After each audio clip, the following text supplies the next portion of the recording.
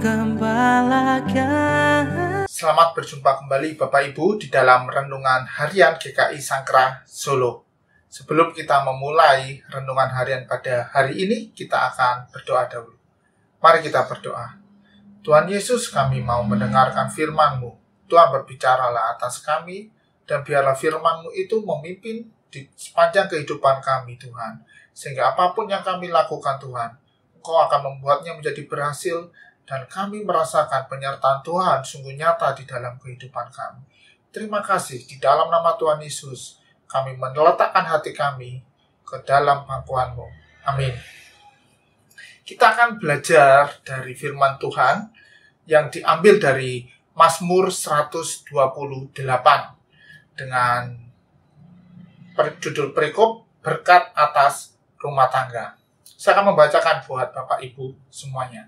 Nyanyian Ziarah.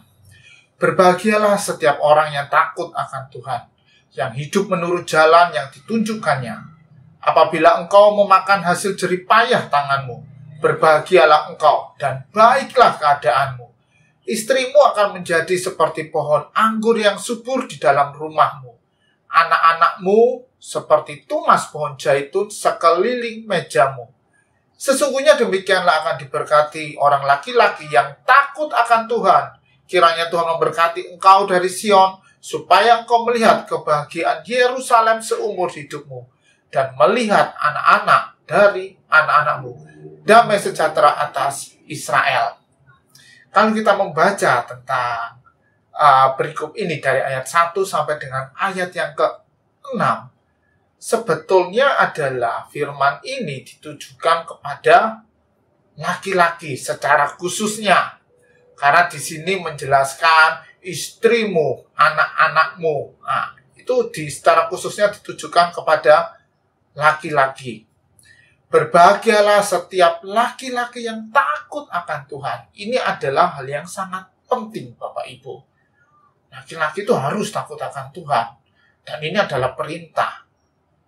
Dan di balik perintah itu ada firman yang mengatakan laki-laki yang takut akan Tuhan akan mengalami kebahagiaan. Dan saya percaya ini tidak hanya terjadi kepada laki-laki saja, tetapi perempuan juga akan mengalami hal yang sama. Semua orang-orang yang percaya kepada Tuhan akan mengalami yang namanya kebahagiaan jika kita takut akan Tuhan. Nah, bagaimanakah caranya hidup takut akan Tuhan? Di sini dijelaskan bahwa kita harus hidup menurut jalan yang ditunjukkannya. Udah itu. Orang yang takut akan Tuhan adalah orang yang hidupnya itu selalu mengikuti Tuhan. Dia tidak berbelok ke kanan, gak berbelok ke kiri. Dia hanya melakukan hal yang lurus saja, seperti apa yang Tuhan perintahkan. Di ayat yang kedua dikatakan, apabila engkau memakan hasil jerih payah tanganmu, kita akan berbahagia. Berbahagialah engkau dan baiklah keadaanmu. Nah, apa toh yang ingin kita nikmati gitu dari kerja keras kita? Nah, yang ingin kita nikmati kan sebetulnya keluarga kita itu bisa terpenuhi. Kalau kita teruskan di ayat yang ketiga, istrimu akan menjadi seperti pohon anggur yang subur di dalam rumahmu.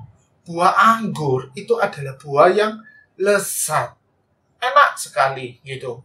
Dan kalau dimakan dalam jumlah yang banyak, ya kita akan kembung gitu. Tetapi kan buah anggur kalau difermentasi, nah semakin lama usianya, dia akan memabukkan. Nah, saat kita terus mencintai istri kita, di saat kita mengasihi pasangan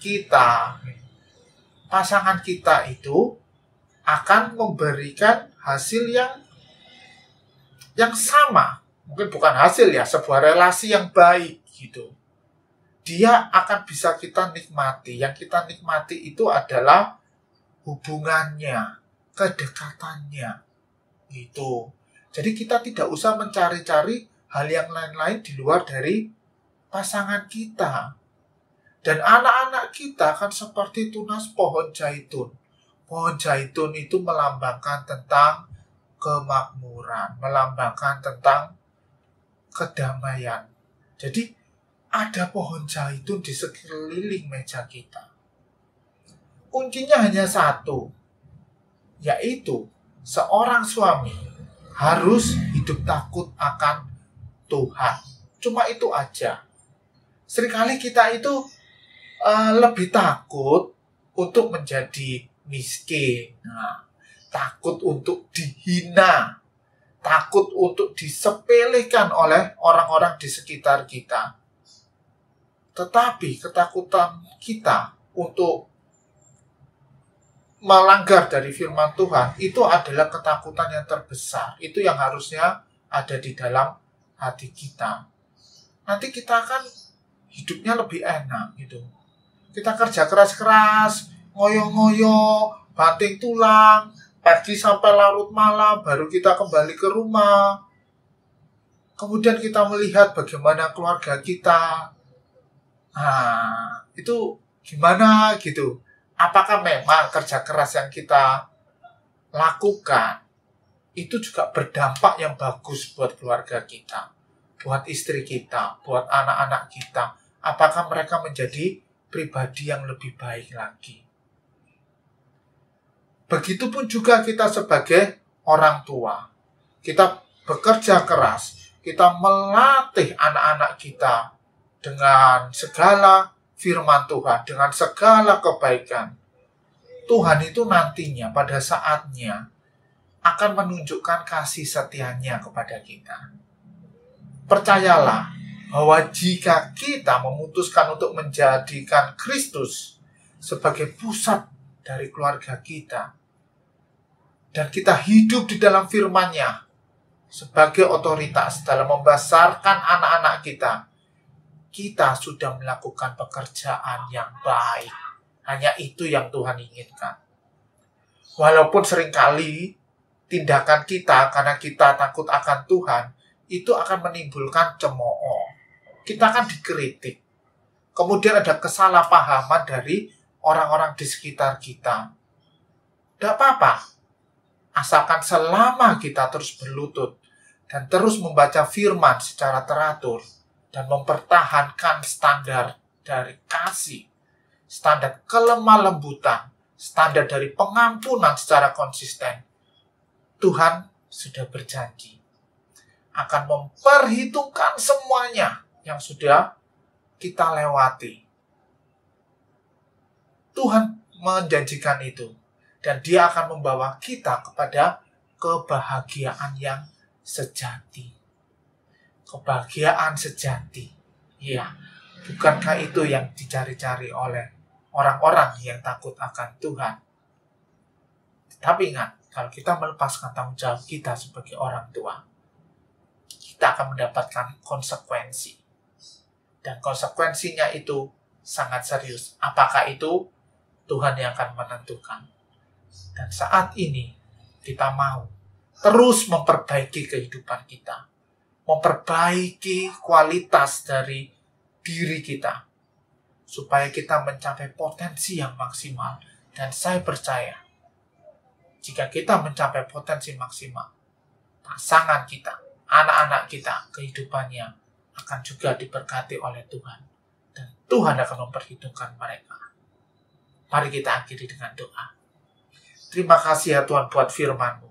Kiranya Tuhan firman-Mu pada hari ini memberkati, juga memberikan kami pemahaman di mana kami harus makin mencintai Engkau sebagai landasan kami di dalam kehidupan pribadi maupun di dalam kehidupan rumah tangga kami. Terima kasih ya Tuhan. Kiranya di bulan keluarga ini Tuhan, kami juga bisa merasakan sentuhan kasih-Mu atas keluarga kami. Dan penuh limpahan syukur Tuhan. Karena Engkau memberkati kami, memberkati pasangan kami, juga anak-anak kami Tuhan. Terima kasih. Di dalam nama Tuhan Yesus kami sudah berdoa. Amin. Tuhan Yesus, Juru Selamat, kami ini milik-Mu. Tuhan Yesus, Juru Selamat kami ini